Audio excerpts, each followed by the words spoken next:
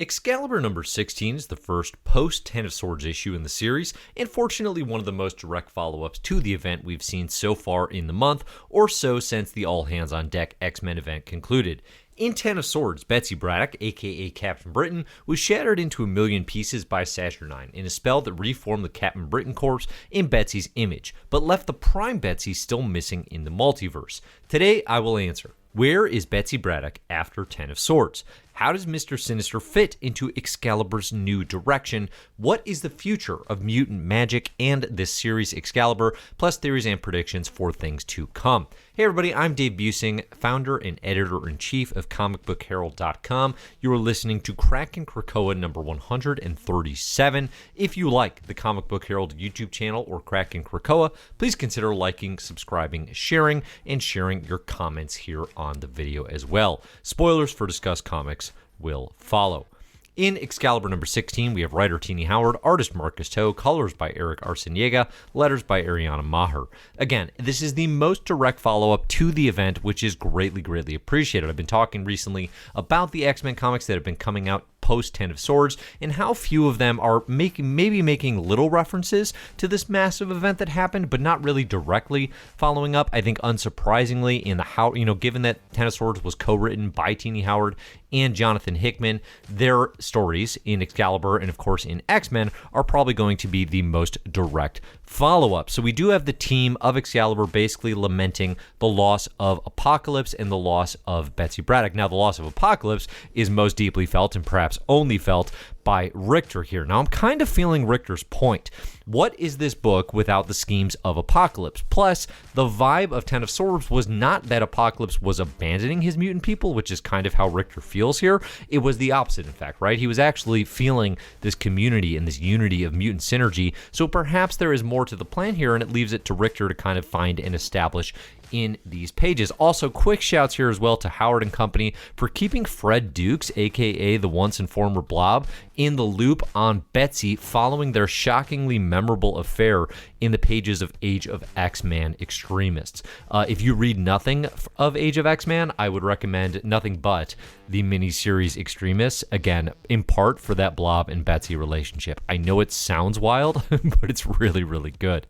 So after some stalling in this issue, the Excalibur unit of Rogue, Gambit, Richter, and Jubilee head back to a much calmer Otherworld to enlist the aid of the family Braddock, right? So you have King Jamie on the throne, you have Megan, you have Captain Avalon now, Brian Braddock, and of course you also have wee baby Maggie, who we'll get to in a second. So Megan Gloriana, she was seen in the Ten of Swords handbook teaser, thought she might be making an appearance in the actual event itself, but no, she is just here in the post Ten of Swords landscape, taking on a new role inside Otherworld where she has been. Now, Megan is a longtime player in the pages of the Claremont and Alan Davis written Excalibur and then into the future, so definitely a familiar character there for fans of Excalibur through the years. Baby Maggie Braddock, the daughter of Megan and Captain Britain, again, not Captain Britain, excuse me, Brian Braddock, now Captain Avalon, I would highly recommend checking out X-Men Gold Annual number 1. It's a story co-written by Mark Guggenheim and Leigh Williams to understand this amazing genius toddler baby. It's, again, this is a sort of a Marvel trope that these little girls can be like the smartest people in the room. I think of Valeria Richards, especially as written by Jonathan Hickman in his Fantastic Four run. When I think of characters like this, and Maggie was an absolute delight in this issue, I really enjoy having her around in Otherworld and hope to see more of the family Braddock. I'm actually pretty invested in that now in their new location on Otherworld, kind of ruling Avalon. So once in Otherworld, Richter sets up the 5 traveling mutants to use the spell from Apocalypse's grimoire to seek out Betsy. And what he does is he actually finds, like all the new Betsy Braddocks, of the newly established Captain Britain Corps. Again, this is one of the major outcomes of Ten of Swords, was Saturnyne wanted to bring back the Corps as defenders of Otherworld and defenders of the multiversal realms, and in doing so, sort of accidentally or to her own surprise, cast a spell that brought them all back as in Betsy Braddock form. Right now, that might mean a Betsy Braddock dragon, a monkey, a frog, a swan in some cases, right? And all these really interesting sort of different versions of the character because it spans the entire multiverse. I also really like how this spell, it combines mutant powers and mutant energy. Again, this connects to mutant technology, this idea we saw saw crystallized in Sword Number 1, written by Al Ewing, where we have mutants combining their powers in new and interesting ways for this sort of mutant synergy that really was what Apocalypse was all about. Like, how do we become more than what we are? We do it together, and we do it as mutants, combining our abilities and our very essence, in this case mutant energy, into magic. I do also have to say here, like, I desperately want Excalibur to lean into the multiversal Captain Britain core aspect that is so unique to this title. Again, I think one of the biggest things from Ten of Swords is not only the reemergence of the core, but the fact that they're all Betsy's means they're possibly all mutants as well, right? So if we have a mutant-controlled core, to me, that is a book that I am super excited about, and Excalibur is not that book yet, right? Like, that is not what this book is doing. I hope it increasingly leans into that aspect, because I think it's one of the most fascinating and most compelling potential things about it. I do really like Richter here picking up the mantle of mutant magician without Apocalypse around, right? Without Apocalypse leading the group, he is the one who takes on the spell from a spell book, essentially. He calls it, kind of a cookbook that Apocalypse left behind. And Richter's excitement over successfully completing a spell without the magic mentor there, without Apocalypse, is palpable. It's awesome. There is a moment in this issue, too, where the team was talking about magic, and kind of like, okay, what do we do? And I got really excited. We'd be bringing some alternate mutant magicians into the mix. It's not like we're without options here. Obviously, like Ileana Rasputin is probably the most familiar one, as someone who has connections through the ages to the likes of Doctor Strange, has a position teaching at Strange Academy, another Marvel book going on right now. There are what ifs, of course, about Ileana as the Sorcerer Supreme. I think that would be an interesting touch to really lean into, like, okay, who are the mutants who actually practice magic here? Because it's not Rogue, it's not Gambit, and it's not Jubilee. So you can keep Megan, I think. You can keep Richter around, but those three characters to me are like, they don't fit in this. To me, they don't really fit in this Excalibur title, and I'll kind of talk about that as we wind up. The most interesting twist of the issue comes from good old brother Jamie Braddock, generally upset here that nobody will let him just reality alter Betsy back into existence. Again, remember, Monarch is his mutant name. He is now the literal monarch of Avalon, and he is an Omega level reality warper, but people are like, yeah, don't do that. You've done that before. Please, Jamie. No. And instead, Jamie hops over to Bar Sinister to trade Mister Sinister back his OG cape, which Jamie acquired during the Ten of Swords event. Sinister had to trade him it in the pages of Hellions. And Sinister, in return here, he promises a clone of Betsy Braddock's body. This is super obviously a terrible idea for basically everyone involved. One thing I hadn't really accounted for was Sinister created clones of various mutants running around Krakoa, acting as either saboteurs or simply lying in wait until Sinister's schemes come to fruition. This is an interesting angle, I have to admit, and I do really like Jamie Braddock and Sinister getting together. They have the same kind of manic energy to really match off against one another. So I think more of them interacting is a good thing for Excalibur and for X-Men comics in general. The other thing I will say with Sinister's clones is like, all right, since we know that Betsy surely is not actually gone, again, the like X Factor, study that we see in this book, the report says, basically it's inconclusive. Clearly that is if we've read the story so far, we know that. Sinister then making a clone of her, this is pretty obviously going to be a problem when there's a clone of Betsy potentially walking around. Jamie says, hey, I found her. Here she is. And then the real Betsy comes back, right? So what are we going to do when that situation arises? And then, and if I'm Sinister too, I would consider like, well, he doesn't really want his cloning facilities totally found out as of yet. I mean, at least that is the implication I get. I feel like everyone knows, like who would truly be shocked by the fact that Sinister is running an illegal clone farming operation. But nonetheless, I don't know that he would want that information to be out there. So it'll be interesting to see how that particular thread plays out.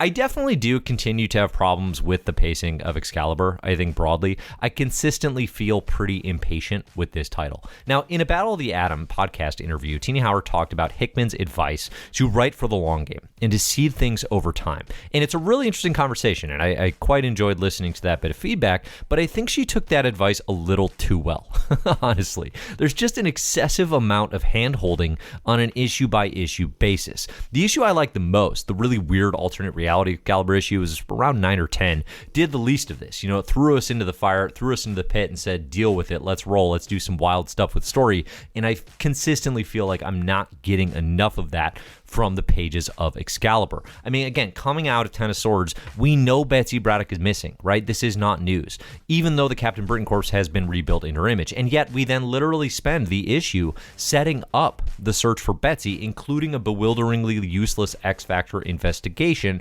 rather than actually hunting. Now, there are certain elements of this that I understand in terms of needed exposition and getting readers up to speed and refreshing memories, all of that, right? But we knew Betsy was missing. Like, that was not news, and I felt like we spent a lot of time just sort of getting to the point of actually looking and seeking out Betsy Braddock. I don't know. It was a little slow to me. I understand for a lot of readers that they're super feeling this, and that's great. Like, that is, again, I'm all for that. A lot of readers, too, are just enjoying hanging with these characters. Like, there's these amazing moments for certain characters in this book and for fans of them that have been enjoying this ride, and I totally hear that. It's a book that is split down the middle with huge fandom on one end, and then, people who are just like, yeah, I just can't get into it. And I definitely, consistently fall more towards the can't get into it side, although I'm, leaning towards the middle. Like, I'm glad this issue ends with Betsy waking up served by longtime romantic interest Warren Worthington, aka Angel, being treated as a queen because there's no mystery, again, as to whether or not she's actually out there somewhere. Good. Put it out on the page. I think Marcus Tow does a great job selling this scene as well. It's a fantastic looking image. I did find it really interesting too, like, before Betsy wakes up, there's a scene of her hearing these mysterious voices, and she's kind of calling out, like, Roma, Merlin, like, who is that? Who's actually talking to me here? There are these interesting Uncanny X-Men number 213 connections, an issue written by Chris Claremont back in the Mutant Massacre. It's a really memorable issue for Betsy, especially because that is the issue where she has to take on Sabretooth in the mansion. If you know Mutant Massacre, it's when the Marauders, massacre a bunch of mutants in the Morlocks specifically, like in these tunnels, and then they fight a bunch of X-Men, right? Sabretooth makes his way into the mansion and threatens Betsy. It's when she kind of proves herself as a part of the X-Men in that era. I'm not totally sure why the callback to the language is here. I'm really interested to figure out, like, why would that be a voice she's hearing, unless it is to say what that image essentially said, which is that, like, you don't need to rely on Roma or Merlin now, you rely on yourself, because that's actually kind of what Betsy is doing. Like, it's kind of a pep talk type language that she's giving herself. So in that regard, it could be a really, really cool reach back and connection. Again, broadly, Excalibur continues to be pretty not for me, and that's okay. I do think it's actually getting better as the series goes, and I like this direction that it's heading, especially with the core, especially with Betsy in the multiverse. Like, this is what I'm looking for in an Excalibur book. But if I'm honest, if Excalibur wasn't a part of the X-Men line that I'm 110% invested in, it's not a book I'd be reading, right? I just, there's no way. Again, that's fine. It works better for a lot of readers, and I don't begrudge them that at all.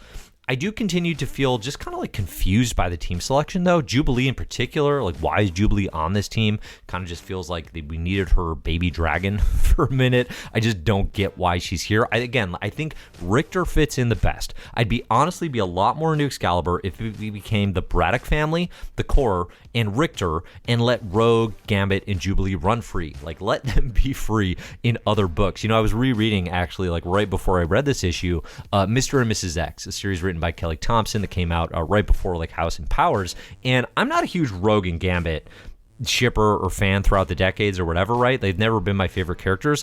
I love those comics. The Rogue and Gambit mini and then into Mr. and Mrs. X, those are absolutely excellent. So it's not like I can't super get into a Rogue and Gambit book. They just consistently don't feel in like they are in the right place in the pages of Excalibur. Now, Rogue gets a lot more to do here. She has some good moments, especially with callbacks to, like, the fact that Rogue and Betsy were on, X-Men units for a good stretch of that late 80s period, reaching into, like, the Australian Outback days. So, again, as characters, they have connections, and I enjoy that part of it. But I just don't really feel them in Excalibur specifically. So next time, the Krakoan reads the Third, which I presume will be a reference to Queen Betsy Elizabeth III in whatever multiversal realm that she's in, which I'm really looking forward to seeing and see explored in more detail. Again, if we kind of lean into, like, the Tini Howard version of Excalibur with Claremont and Davis, hopping across dimensions and going to all sorts of different realities, that is an Excalibur book I can definitely sink my teeth into more than I think what it has been so far. So I'm looking forward to that. So let me know your comments. Let me know your thoughts on this book, theories for where things may be going. I definitely want to hear all of them in the comments here. And again, if you like the content here, please consider liking, subscribing, and sharing. I'm Dave. Thanks to everybody who supports me over at patreon.com/comicbookherald. It is all greatly appreciated. You can find all my stuff at comicbookherald.com. You can find me on social at comicbookherald, and look for the best comics ever in My Marvelous Year podcast for more from me. So this will likely be the, I think, last Comic Book Herald channel video of 2020. So happy holidays and happy new year to everyone who has listened. Thanks so much for your support throughout what has been a very, very positive year for me growing the Comic Book Herald YouTube channel. So thanks everybody, and as always, enjoy the comics.